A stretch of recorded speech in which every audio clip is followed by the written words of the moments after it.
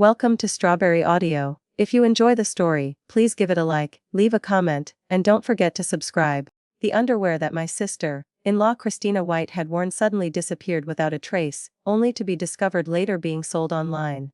My older brother Vincent Thompson suspected me as the culprit. "If it wasn't you, then was it Dad?" Christina White angrily pointed her finger at me. "Every time my brother-in-law comes home, my underwear goes missing. It's definitely him. The housekeeper found women's underwear in my room. What else do you have to say for yourself?" My father David Thompson threw my clothes out the door. "Get out. I don't have a shameless, depraved son like you." But I had just been reborn and calmly opened the house ownership certificate. "This is my house. You people are the ones who should get out. In this lifetime, I absolutely will not let myself be falsely accused and end up ruined, jobless, broken up with, falling from the peak of my career into a mental asylum." And only when I was tortured to death did I learn that my girlfriend Katie Miller and our unborn child had died on the operating table. In my previous life, after being falsely accused of stealing Christina's underwear, I lost all my honor, had my assets seized, my girlfriend died along with our unborn child, and I finally died unjustly in a mental asylum. Opening my eyes once more, I realized I was standing in front of my house, on the exact day I was falsely accused that year. "Luke Thompson, you're home." "What?" "I made pan-fried goose liver, your favorite dish." "Oh, the faucet in the bathroom is broken, go replace it with a new one, then we'll have dinner right away." Helen White, the housekeeper that Christina had introduced a year ago, smiled warmly as she took my briefcase from my hands. She was known for being dedicated, always standing up for me whenever David scolded me.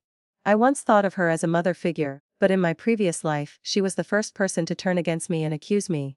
As for David, needless to say, he always hated me from beginning to end. As soon as he saw me, he started his psychological attack. "At 27, you should be out there fighting for success, but instead of going out to make money, you come home at 6 o'clock every day like clockwork, never working overtime. You just know how to leech off others and wait for death, don't you? After you fix that faucet, go to your room and don't come out to annoy me and Christina. I am a successful person with a house and car.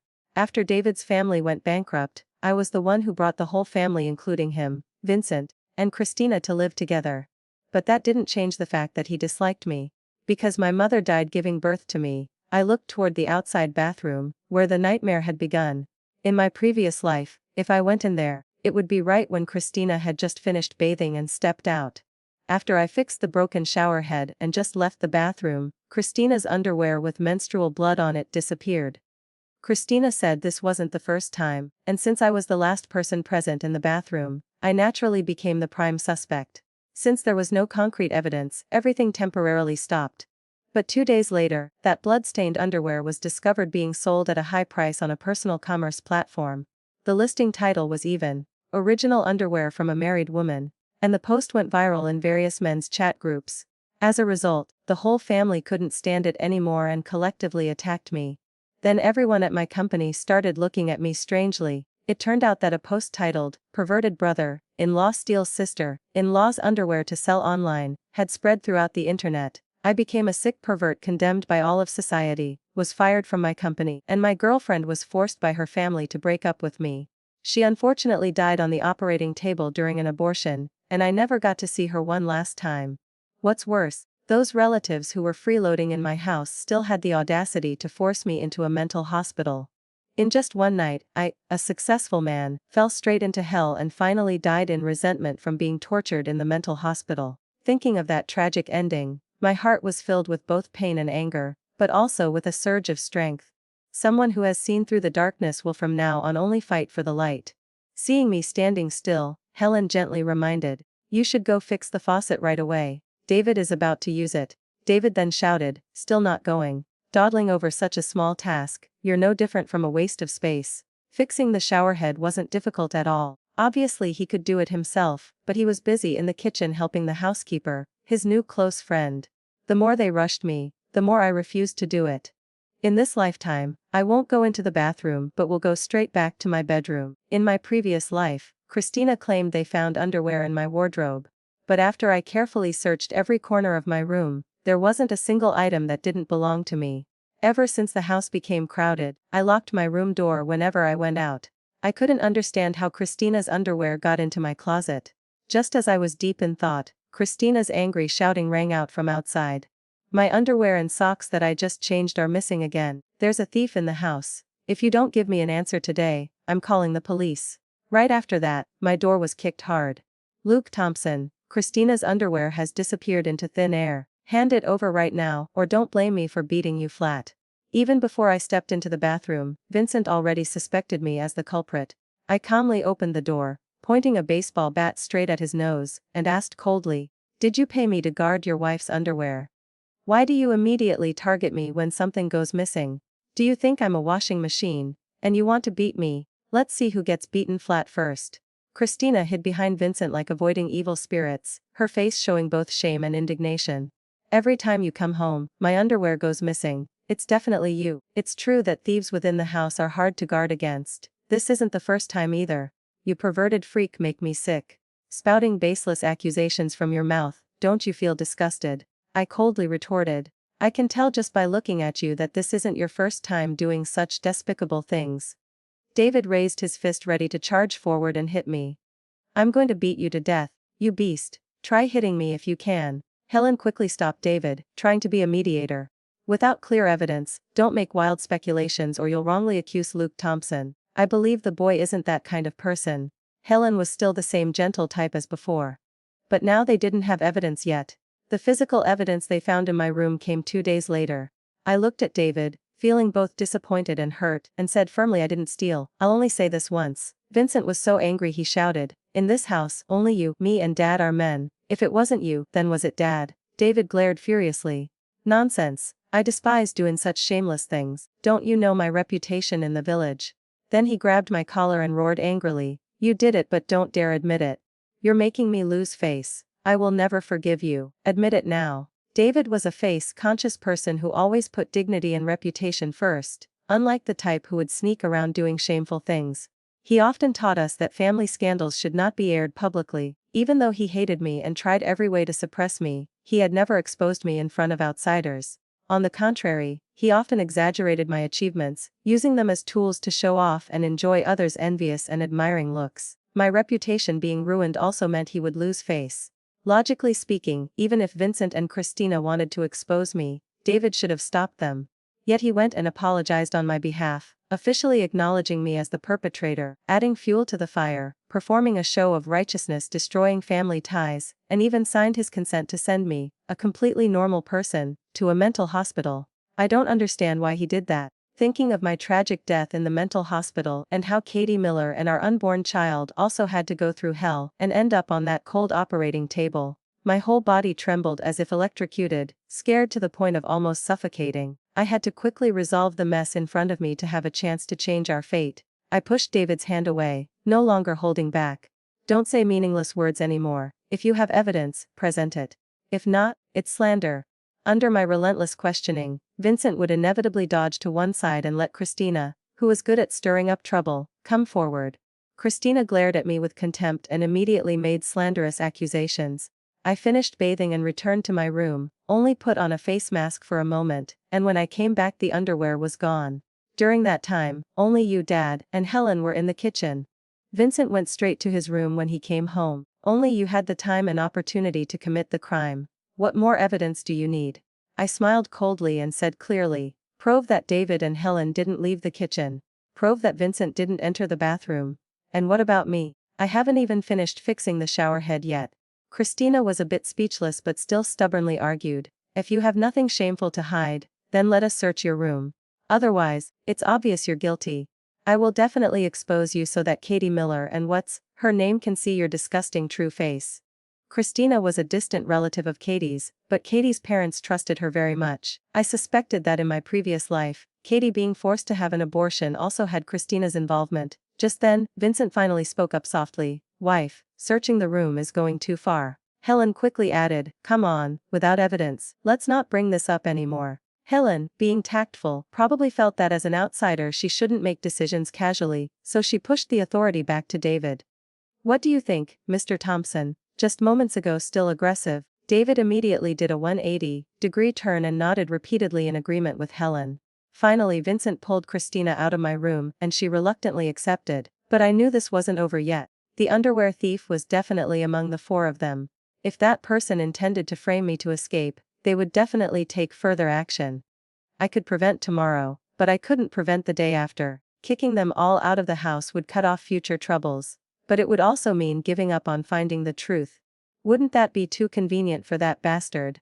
I not only had to protect myself and Katie and our child, but also find the truth, tear apart the underwear thief, and make them pay 100-fold for what we endured in the previous life. Thinking of this, I immediately transferred $380,000, exactly the bride price that Katie's parents had mentioned, to Katie Miller, then quickly booked an overseas trip for her and her best friend, and sent photos of several diamond ring styles asking which one she liked. I had been planning to propose for a long time, just still preparing. Now I had to do it sooner. Katie quickly called back via video. She was a kindergarten teacher, at that time eating late night snacks with her best friend in their dorm room. She asked me with a shy smile, "What are you up to?" Looking at this innocent girl who didn't know she was pregnant, my nose stung with tears. "Remember to take care of yourself and our child. I'm sending you and your friend on a week-long trip. When you come back, I have a big surprise for you, honey. No matter what happens, don't leave me, okay?" I kept reminding her friend to take good care of Katie. Katie smiled sweetly like honey and teased me, "In this whole world, I only trust you. Only death can separate us, is that enough? Trust me, in this lifetime we will definitely live well." That was a promise. After finishing everything, I immediately got to work on the next step without resting for a second. I opened the Taobao app and typed in the keyword, underwear. Based on my memory from the previous life, I quickly recognized a familiar store. Sure enough, I made a discovery. I suppressed my rising anger and immediately sent the link to the seller's homepage to my lawyer friend Mike Anderson. We worked until 3 a.m. before I dared to close my eyes. The next morning, I received an express delivery. Then, as usual, I locked my room door and went to work on time, not leaving any loopholes. By dinner time 2 days later, what had to come finally came. I was working in my room when Christina brought a reporter from the Help You Solve Problems show to barge into my room for questioning. "The underwear I lost 2 days ago is now being sold online. The seller said it was sold by a single man." "You really are a shameless piece of trash, scum of society. How dare you still deny it?" On Christina's phone screen was the detailed product page of used underwear on Taobao. She even had screenshots of the seller requesting detailed high-definition photos.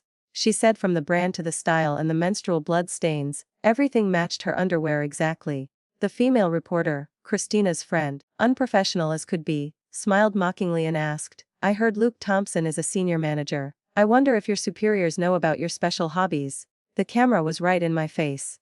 I already said, "If you have evidence, call the police." I calmly opened my laptop, completely ignoring them. No evidence. Helen, who had somehow positioned herself in front of my wardrobe, shouted like a righteous person, opened the wardrobe door, rummaged around a few times, then quickly pulled out a set of women's underwear. In front of the camera, she held it up high. What else is there to say? The smooth movements were exactly like in my previous life. David immediately threw all my clothes out the door. "Get out. The Thompson family doesn't have anyone as shameless and depraved as you." I calmly moved my mouse and opened the house appraisal software. "This is my house. You people are the ones who should get out." Vincent kicked the door hard and roared like he had testosterone disorder. "You bought it. With such obvious evidence, explain why Christina's underwear was in your wardrobe." I remained calm, not panicking at all. "Call the police then. I also want to know why, when I have a house, a car, savings, a girlfriend I'm about to marry, and a salary of 50 zlazn, I would have the time to sell that piece of trash to make extra money." David put on a deep performance, looking up to the sky and wailing, "Oh heavens, this brings such shame to my family." "You see, I said call the police but they didn't," instead changing the subject to the house. David turned to the female reporter and tearfully explained, "This house was bought with money from both of us. But he has mental problems and delusions, thinking the house belongs to him alone. He threatened and intimidated me, so I agreed to put only his name on the deed." Hearing this, Christina jumped up like she'd been cheated out of millions. "If half the money for this house came from my father-in-law, then the other half should be considered a filial gift from the son to his parents. So this house should rightfully belong to my father-in-law. In our hometown, the eldest son is the heir. Ultimately, this house should belong to Vincent, meaning my husband and me. This kid is really daydreaming." I glanced at her with disdain. "You should go to the hospital for a brain check soon. House ownership isn't something you can just claim by talking. If David has proof of transfer showing he contributed half the house money, I'll pack up and leave immediately." Seeing he couldn't argue with me, David's face turned bright red. Helen immediately charged out like the real boss. Luke Thompson, you need to have a conscience.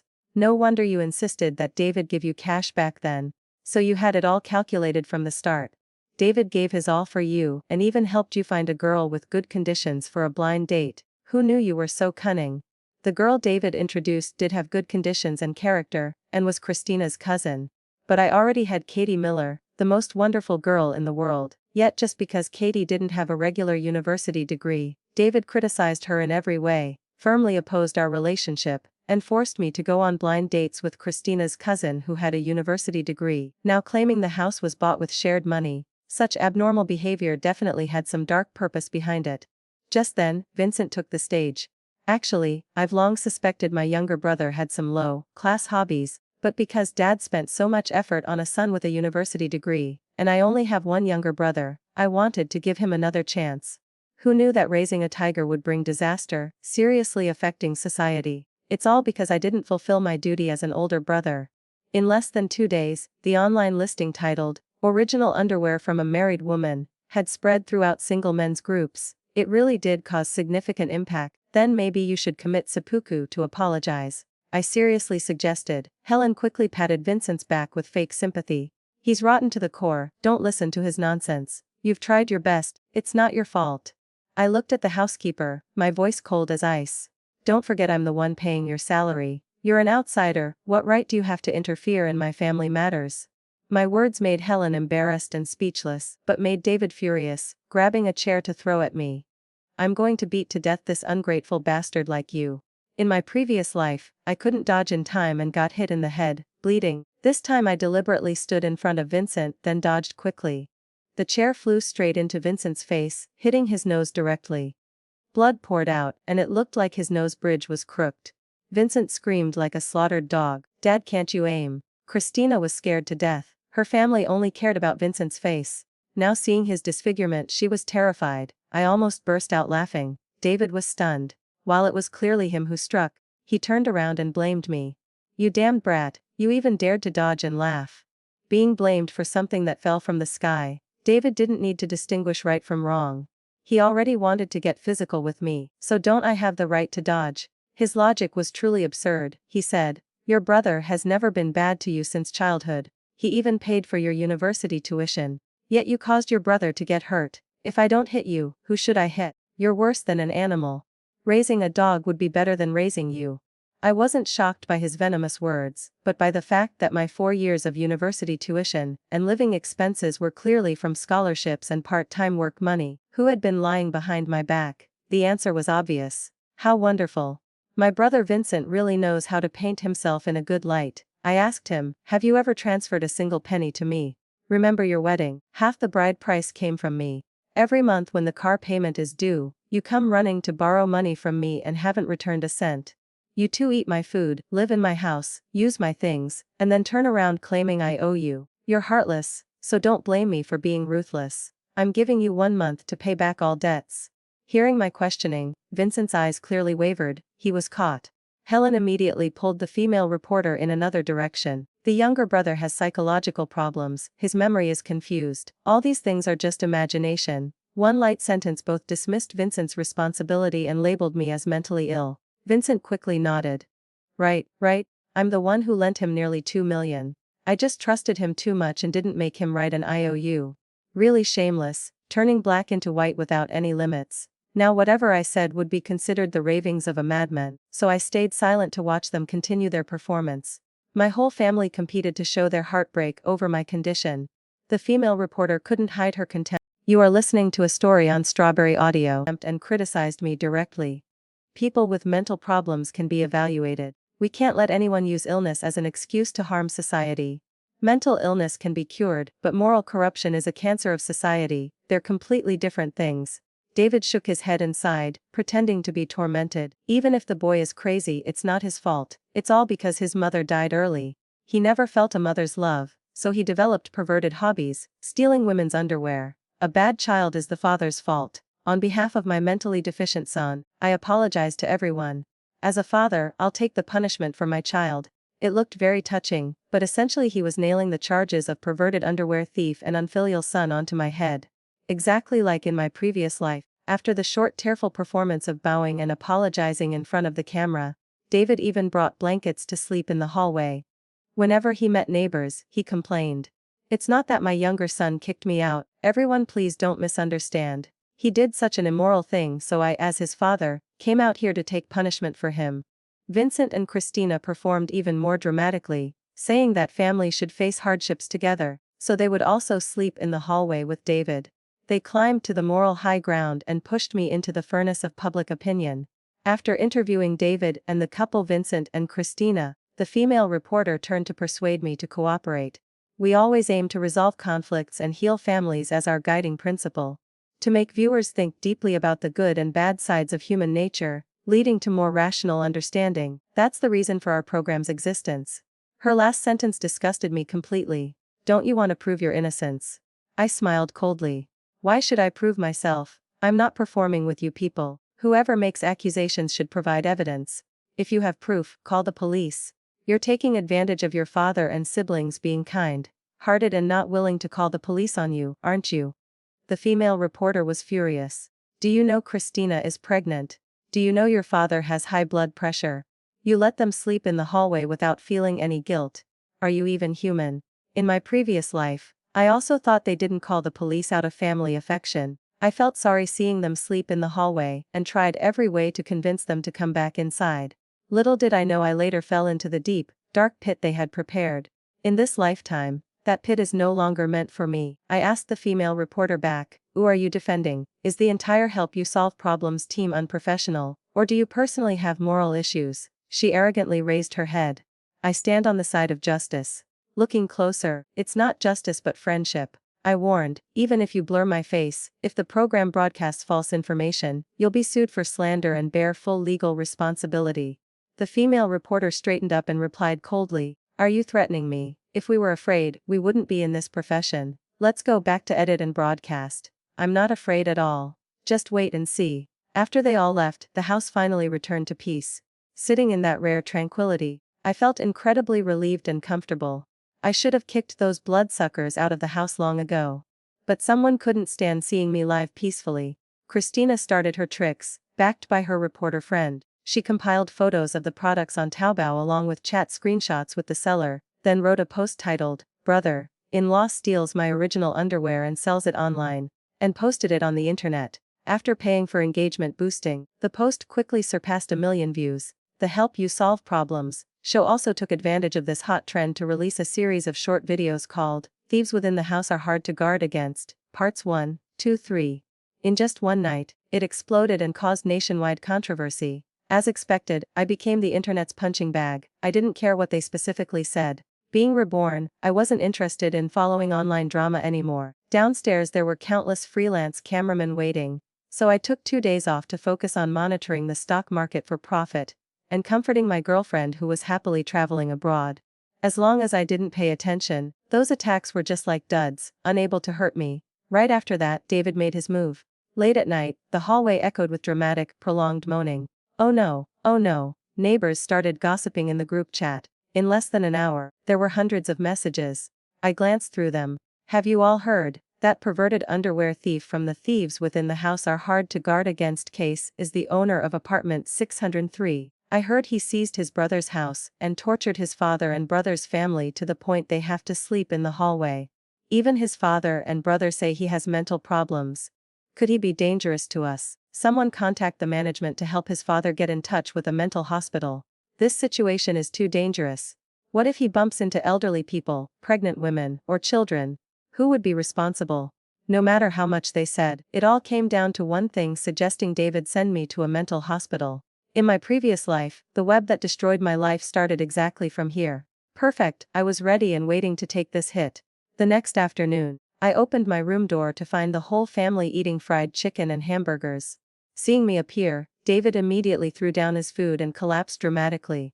Oh, poor me, raising a child to adulthood only to not even have a bed to sleep in. This unfilial child, oh, my heart hurts so much, just let me die.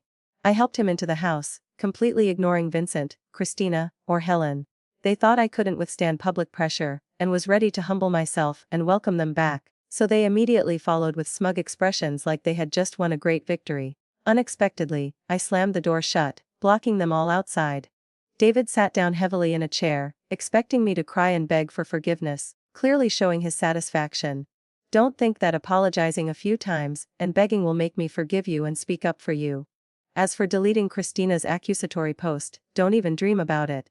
You have mental illness and need treatment. Just cooperate and you'll recover. Understand? Dad misunderstood. I just wanted to show him the true face of someone. Very soon after, David saw a video from the surveillance camera. In the video was the living room, where Helen whispered something to Vincent, making him change color and immediately cling to her arm, fawning like a dog. Dear kind mother, beautiful sister. He looked around furtively, checked his watch, then coyly said, let's go to the room to talk privately for a bit. Helen was pulled into the bedroom by Vincent, her face blooming like a flower. When the bedroom door just closed, David jumped up and roared, why close the door? How long have they been in there? I fast-forwarded the video to an hour later. Vincent was massaging Helen's shoulders. The two came out of the room looking satisfied. David was stunned. In the bedroom, two lonely people for a whole hour, what could they have done? I paused and asked David if he and Helen had a special relationship. David blushed. You noticed? I asked how long it had been going on. David said after the whole family moved in together. About 3 months later he and Helen started this relationship. Vincent knew very well and even enthusiastically supported it. I sighed. No wonder Vincent initially called Helen Mom. David's mouth corners smiled uncontrollably. You'll have to call her Mom too from now on. I looked at him pitifully. But now Vincent calls her sister. Dad, I don't oppose your remarriage, I just hope you stay clear-headed. Don't you see how she manipulates both you and your son? The whole family now obediently listens to her. That's called manipulation and psychological control. Do you understand? I continued playing the surveillance video.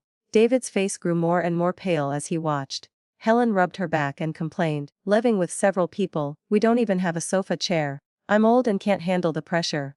Vincent, while massaging, said flatteringly, let me go buy one right away. Listen to whatever you say, sister. Helen giggled. I still have to rely on you for the rest of my life. David looked between the video and me, his eyes changing from confusion to cold as steel, his expression dark as the bottom of a pot. Suspicion began to sprout and spread like weeds. Vincent sent David several voice messages on WeChat. Dad, have you made the conditions clear for deleting the post with that brother? Has he agreed to kneel down and beg forgiveness and transfer the house to me? But even if he agrees, we can't forgive him easily. We must make him break up with Katie Miller and marry Christina's cousin, so he'll be easier to control later. Sure enough, their target was the house, and forcing me to go on blind dates with Christina's cousin also had no good intentions. Dad, it's been over an hour, why haven't you come out to get us? Your daughter-in-law is carrying the Thompson family's eldest grandson. Helen chimed in opportunistically. Mr. Thompson, I miss you so much, my heart, liver, and lungs all ache. David listened to all the messages, pacing back and forth in the house without responding. Soon after, Christina's scolding voice rang out in the hallway. She roared, claiming the house was seized by her brother-in-law. Her husband and father-in-law were bullied by the brother-in-law. While Vincent couldn't do anything useful, both as a husband and son he was useless, demanding divorce. Vincent cried loudly. Dad, they're going to leave me. If Dad doesn't help me, our family will be ruined. David was still hesitating, but I knew he was about to break. Sure enough, when Vincent shouted, Helen, what's wrong with you? Don't scare me. David collapsed completely, opened the door and rushed out. Helen dear, I'm here, hang in there.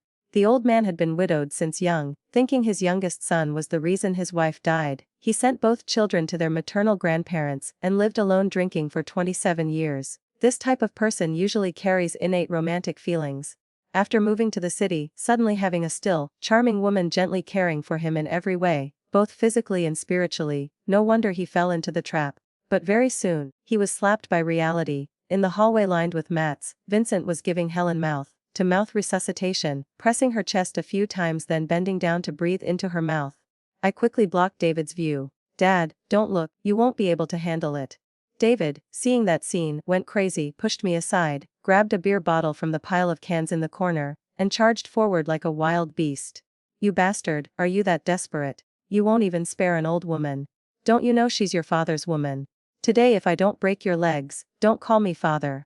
David was furious but still had some rationality, so he deliberately missed Vincent, until Helen suddenly jumped up as if she'd never fainted and shouted straight at him. You old fool, how dare you mock me? I was momentarily blind to notice you. Let me tell you, if you don't kneel down and apologize to me today, I'm leaving. So many people are lining up to pursue me. Who do you think you are? David completely lost control and turned to chase Vincent like he wanted to beat him to death. I ran around trying to mediate. Stop fighting. Father and son fighting over a housekeeper. What dignity is left? The whole process lasted over half an hour. Residents in the community, security, and a bunch of freelance reporters all came to witness. The scene was quite bloody. David's head was hit by Vincent and he lay on the ground moaning. An old man with advanced age and weak strength, how could he fight against Vincent? Later David also managed to counter-attack once, but with weak force that only caused swelling on the back of Vincent's head. After running out of moves, the two switched to chaotic punching and kicking. I stood outside still shouting to stop them. Vincent, stop it. Dad loves you the most. How can you hit Dad? Do you have multiple personalities?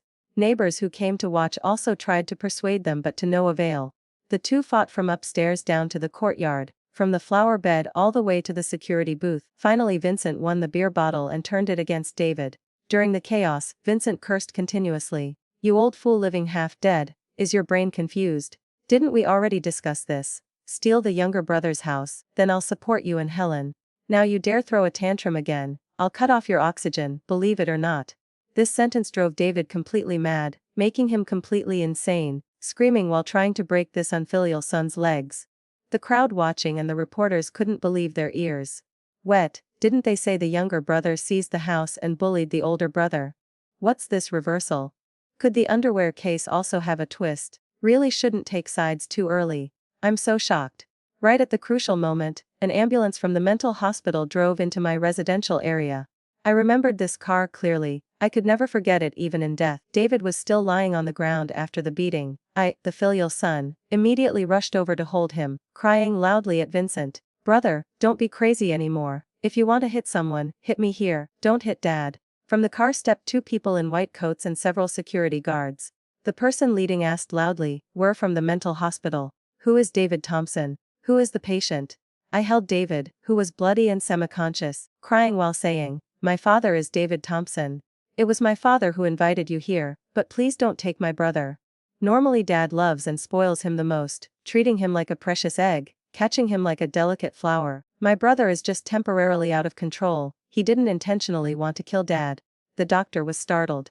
Good heavens, the patient has serious violent tendencies, even hitting his own father. This case requires immediate forced treatment. When Vincent was being held by the doctors, preparing to be dragged to the car, he finally realized the seriousness of the situation and immediately screamed, "Are you people crazy? You got the wrong person, let go, or I'll fight you to the death. If you live peacefully, I won't let you live peacefully either." The doctor frowned. "There are also signs of antisocial personality disorder, we definitely can't let him roam free." Just as Vincent was about to be pushed onto the vehicle, David struggled to open his eyes as if wanting to say something. I quickly pressed him down, screaming pitifully, "Dad, don't be heartbroken anymore, you still have me. He has neurological disorders and needs treatment. He'll recover quickly with cooperation. Do you understand?" At this moment, Helen, who had been hiding in the crowd out of embarrassment, couldn't stand it anymore and rushed out screaming that they got the wrong person. The online reporters immediately pointed cameras at her face, shouting in unison, "Excuse me, what's your relationship with these two, father and son? Someone recorded the argument between you and them, seems like a love triangle." Helen lost her composure and blurted out her last card. "I'm the mother-in-law of Vincent Thompson, Christina's biological mother. I treat him well because he's my son-in-law, and him being filial to me is natural. It's Mr. David Thompson pretending to be confused and misunderstanding."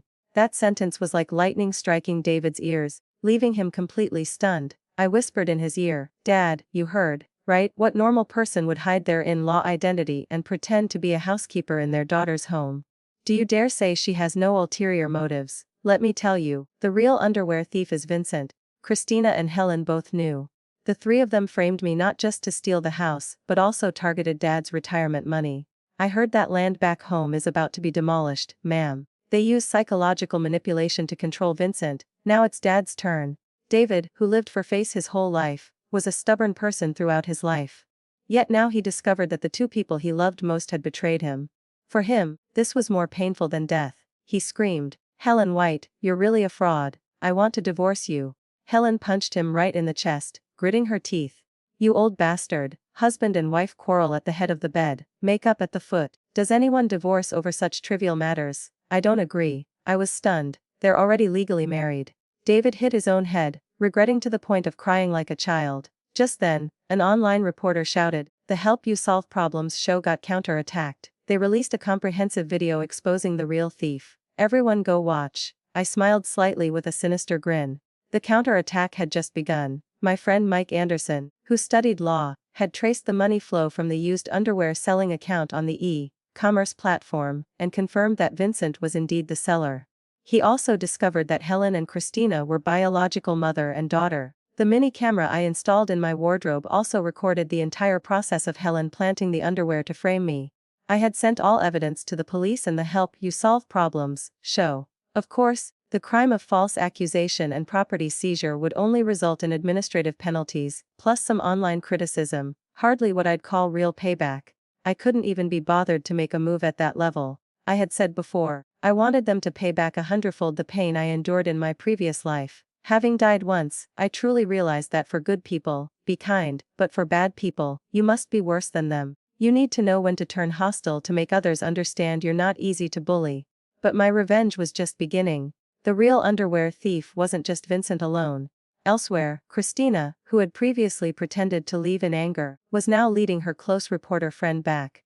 The female reporter was currently the hero of the program team, full of confidence. When you get rich, don't forget your sisters. Of course, but you're really good at enduring. Your own husband doing such things, don't you feel disgusted? Disgusted. So sick I want to die, but divorcing now would be disadvantageous. I have to wait until he gets the house and the demolition compensation money. It's almost time. What normal person can stand being locked up in a mental hospital?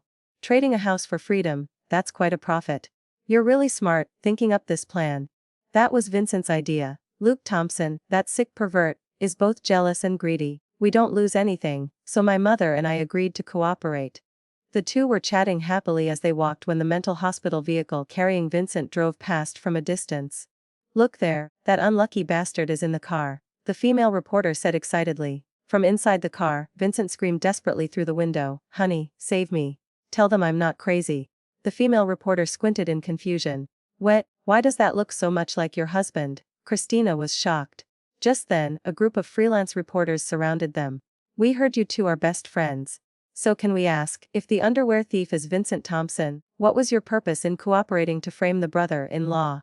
The female reporter, who had been excited moments before, now had a face white as paper. She was immediately fired by the TV station and permanently banned from the industry nationwide. Vincent obediently settled into the mental hospital. As for Christina, how could she go save that disgusting husband? David, from being hit on the head plus excessive anger, had a stroke and had to be hospitalized for treatment. Since Helen was his legal wife, the mother and daughter took turns keeping vigil by his bedside, not letting me get close.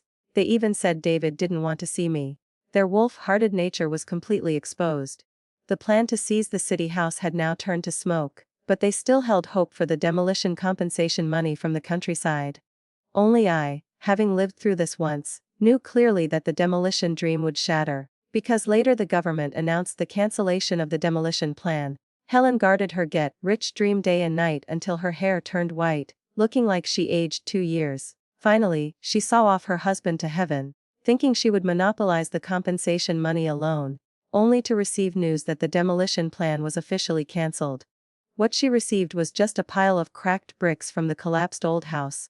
I heard she couldn't handle the shock and died by ramming her head into the rubble. And what about me? I'm now an elite in the financial world, and I know the market trends for the next 6 months. So let me set a small goal: the first 1 billion. A week later, my girlfriend Katie Miller returned from abroad. I chose the romantic cafe where we first confessed our love, spent lavishly to set up a warm proposal space, then sent her the location asking her to come quickly. But the person who appeared wasn't Katie but Christina White, her face fierce and distorted with hatred. "Katie won't be coming." She smiled coldly. "I already sent her the comprehensive video of the thieves within the house are hard to guard against case. Your innocent girlfriend cried like crazy and is now getting an abortion at the hospital, taken there by my friend." Surprised, Luke Thompson. "Don't think you've won. Don't celebrate too early before the final moment." I immediately called Katie, but the phone was off, messages and calls all went unanswered. I panicked, my heart felt torn apart, my whole body trembling. I knew if I didn't stop this in time, Christina would soon walk out of the bathroom, having just bathed, deliberately setting up the same old scenario. I went crazy, rushed over, grabbed Christina White by the collar and roared. "What do you want? Tell me where Katie is right now." Her face twisted with obsession and stubbornness, like she had paranoid delusion disorder, breathing heavily. "Transfer the house to me immediately." Without hesitation, I threw the house deed I had planned to use for the proposal right at her face. "Finally, the house is mine." "Haha." Christina White screamed, immediately making a phone call, but her expression gradually changed because she couldn't contact the friend who had taken Katie away. Her eyes began to waver. "Katie is in the obstetrics department of People's Hospital. I already told you, whether you can save her is your business, I'm not involved." I immediately ran out of the shop, rushed to the street like a madman, flagging down cars while calling continuously. "Katie, come back to me quickly." Suddenly, a soft and cheerful voice rang out behind me. "Luke Thompson, I'm here." I turned around. Katie was standing in front of a mother and baby store, smiling brightly and waving at me. "Are you okay?" My voice trembled. She gently touched my face. "In this world, I only trust you. Only death can separate us." I just pretended to go with them to the hospital to be cautious, then escaped when they weren't paying attention. The emotion of loss and recovery surged intensely. I held her tightly in my arms. That's right. In my previous life, Katie gave up in despair, letting people push her onto the operating table like a soulless corpse. She had said only death could separate us. But in this lifetime, I held her and said clearly, word by word, in this lifetime, we will live well, better than anyone else. Christina White was arrested for attempted intentional injury and extortion. With multiple charges combined, she was going to prison. But before her court date, she went to the hospital for an abortion procedure, resulting in 2 deaths. As for my brother Vincent, his ending was exactly the same as in my previous life. 6 months later, I had become a billionaire, and Katie Miller and I welcomed our first child, a daughter named Sandy. The road ahead is still long, but we will live a brilliant life like the starry sky over the ocean. This story offers a profound lesson about the destructive power of false accusations, and the importance of seeking truth rather than rushing to judgment. The narrative demonstrates how quickly reputation can be destroyed by lies, how family bonds can be corrupted by greed, and how victims of injustice often suffer in silence while manipulators exploit others' trust. Most significantly, it shows that surviving betrayal requires both strategic thinking and moral courage. The protagonist succeeds not through revenge alone, but by methodically exposing truth while protecting those he loves. The story ultimately teaches that justice delayed is not justice denied when approached with patience and wisdom,